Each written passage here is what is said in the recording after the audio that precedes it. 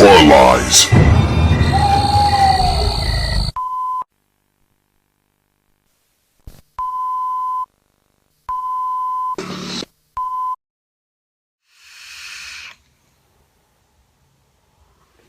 Welcome to Body Bags. It's week 129 here on the channel. It's Saturday. I'm OUTSIDER365 and hello to everybody. So the movie I've picked this week to talk about is from the After Dark Horror Fest 3, 8 Films to Die For, and it's Perkins 14 is the one I've decided to, this guy right here, Perkins 14.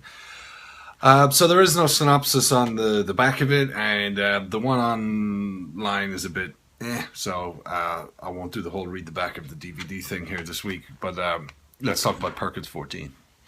So the movie's set around this family, which are called the what are they called? They are called the Hoppers, and you have the main character in this, who's Dwayne, who he's like the deputy sheriff of this town that's, I think it's meant to be Maine. It's called Stone Cove. Not Stone Cold, but Stone Cove in Maine. But I think this was actually filmed in Romania.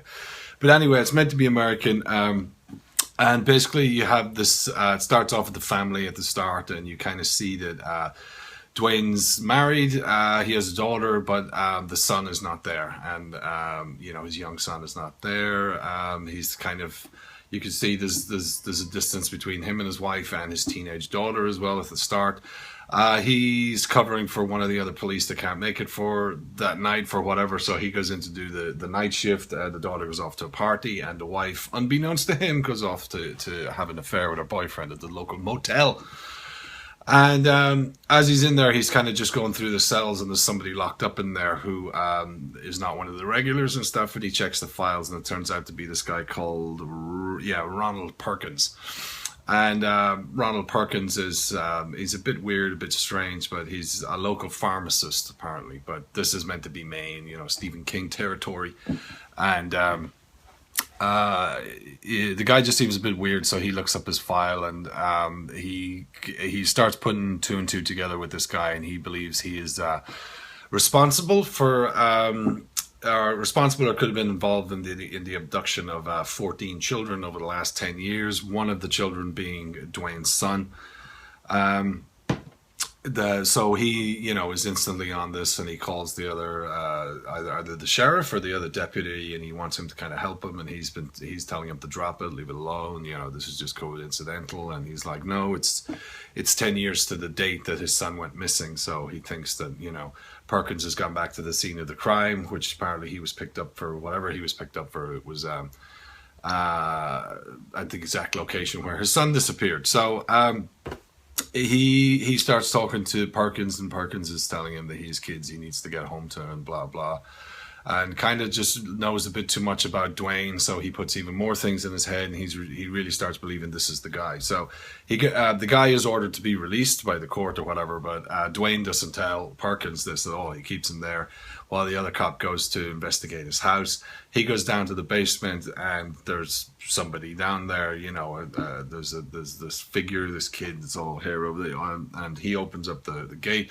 Kid comes loose, and then I guess all 14 of these kids that were abducted have been kept down there. They're cannibals, they're, ultra violent, they're super aggressive, all this, and apparently they're, they've been brainwashed into protect Perkins, and they basically go on this massive killing spree across the town where everyone's defenseless and just stands and kind of gets killed while these kids lay rampage all over the town, basically. And then it's up to Dwayne and a handful of survivors to take them all on and stuff. So that's the outline and the story of the movie. General feel of this is, it's all right. It's not a bad movie. The guy that plays Dwayne, this was, and I left this out at the start, this is a 2009-2010 movie. It was Craig Singer did this movie, where I think he did Dark Ride. I think he directed that as well. But Patrick O'Kane, who plays the deputy sheriff in this, I think he does a good job, and he does a good accent. For those of you that don't know, he's a Northern Ireland actor. So he's from Belfast, and it's that's kind of the hardest accent to lose when you put on an American accent or something like that. But I think he does a really good job. I did kind of read some reviews where people were slagging it off, saying, "Oh, his accent was terrible. There's no, it was about as believable that was Maine, where it was meant to be, where it is actually Romania." But I thought it was good. I thought he did a really good job as a sheriff. The acting in it is okay, for a low budget horror, it's all right and stuff like that. I think you're kind of with Dwayne, but the other characters, you don't really feel too much for them. The daughter's off at this party where, oh yeah, the daughter goes to this party, with the other kids. And at the start of the movie, Dwayne says to her, "Hey, this kid, Ken, or Eric Ross, we picked him up on possession. Is he, is this kid a friend of yours or something?" And she's like, "Oh, and the dad says to her, 'How old is that kid anyway?' And she goes, 'How old are you?' And they leave it at that. But when I saw fucking Eric Ross in it, it's, he's meant to be this goth dude or whatever, or like a horror rocker. It is actually it's the musician Michael Graves, who he was the second singer in, if you know your punk rock, your metal, in the Misfits. After Glenn Danzig left, they went on hiatus. They got back together, did 2 albums. Famous Monsters was one. I can't remember the other one. American Psycho, I think, was the other one. I think that was the name of the album. Definitely the name of the song on it was American Psycho. But yeah, Michael Graves is playing the kid. How old is this kid anyway? Eric Ross. And like, Michael Graves is fucking older than I am. So for him to be playing the kid with the teenage daughter, like he's 40. He's easily 38, 39, or 40 and stuff like that. He's definitely a few years older than me. But I just thought it was funny when I saw Michael Graves and and he was going, "Oh man, if this producer comes into town, it could be fit."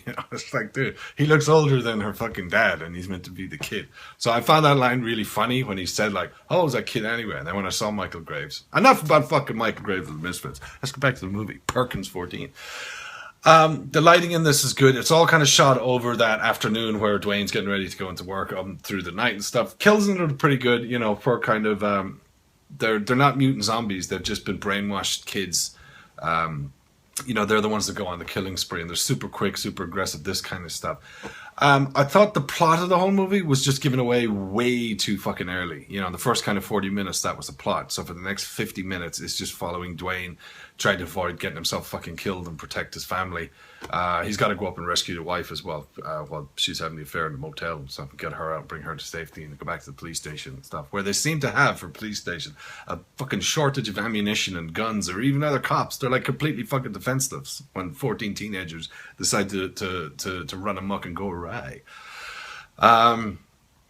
So it was okay. I think they could have dragged that plot out a little bit more, and they could have gone into a bit more about what Perkins was doing to the kids. And I mean, as in how he was, converting them from frightened children that have been kidnapped into killing fucking machines.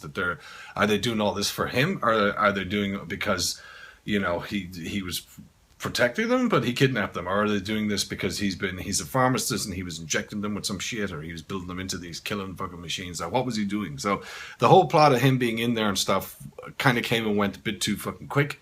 That really could have been dragged out, because that was like 35, 40 minutes of that, and then just 50 minutes of the mauling and biting things off and all that shit. So it's a pretty good movie. I enjoyed it. New little rating system. I give it 1 thumb up. It's okay. I'd watch it again. I've already watched it 2 or 3 times, but I would watch it again. And that's all I have to say about Perkins 14. If you haven't seen it, check it out. It's not too bad. Thanks a lot for checking out the review. I'll leave a link in the description to my own channel, where I haven't done anything on movies in quite a while, but I will have stuff coming up there in a few weeks. But it's mainly I'm getting messaged.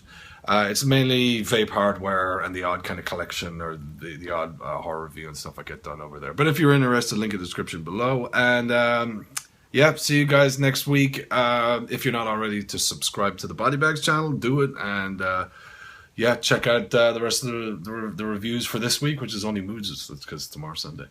Thanks a lot for watching. Take care. Bye-bye now.